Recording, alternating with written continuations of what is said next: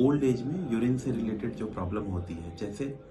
Urine का जल्दी जल्दी लगना या पेशाब की धार पतली होनी या पेशाब का रुक जाना या पेशाब की लीकेज होनी, इन सारी चीज़ों का जो सबसे कॉमन कारण है ओल्ड एज में, खास पुरुषों में, वो है बीपीएच, जिसका पूरा नाम है बिनाइन प्रोस्टेटिक हाइपरप्लेजिया। मतलब अगर कॉमन लैंग्वेज में बोलें तो इसका मतलब होता है ओल्ड एज में प्रोस्टेट का साइज बढ़ जाना, जिसकी वजह से पेशाब में रुकावट होती है। ये एक बहुत ही कॉमन प्रॉब्लम है जो कि 50 साल से ज़्यादा उम्र के पुरुषों में बहुत ही कॉमनली होती है, क्योंकि प्रोस्टेट का साइज नॉर्मली 50 की एज के बाद बढ़ता है और जिन लोगों में ये पेशाब के रास्ते को दबाता है उनमें ये सिम्टम्स शुरू हो जाते हैं। ये इस सिम्टम्स के कई तरह के हो सकते हैं, जैसे पेशाब की धार पतली होनी, रात में कई बार पेशाब के लिए उठना,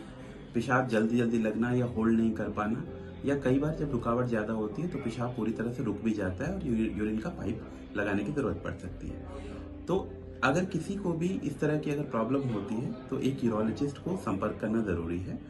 जो कि बेसिक इवैल्यूएशन हम कराते हैं, जैसे एक बेसिक अल्ट्रासाउंड होता है, यूरोफ्लोमेट्री होती है, या एक सिंपल ब्लड टेस्ट भी होता है जिसको पीएसए कहते हैं, क्योंकि प्रोस्टेट में एनलार्जमेंट कुछ केसेस में प्रोस्टेट कैंसर की वजह से भी हो सकते हैं, तो हमें उसको भी रूल आउट करना बहुत ज़रूरी है। और इन सारी इवैल्यूएशन के बाद इसका ट्रीटमेंट बहुत ही ईजी होता है, जो कि 80% केसेस में ये दवाइयों से ही ठीक हो जाता है और पेशेंट को किसी भी तरह की सर्जरी की रिक्वायरमेंट नहीं पड़ती है। पर कुछ केसेस में, करीब 20% केसेस में, जिनमें रुकावट बहुत ज़्यादा होती है या दवाइयाँ फेल हो जाती हैं या जिनमें प्रोस्टेट कैंसर की संभावना होती है, ऐसे मरीजों में सर्जरी की रिक्वायरमेंट पड़ती है।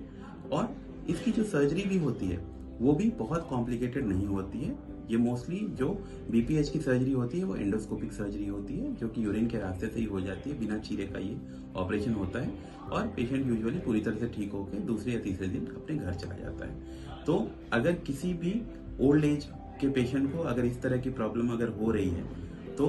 इस बारे में बिना किसी से शर्माए या बिना किसी से हेजिटेट किए हुए आप किसी यूरोलॉजिस्ट को संपर्क करके इसका पूरा इवैल्यूएशन करवाइए और अपना ट्रीटमेंट करवाइए। धन्यवाद।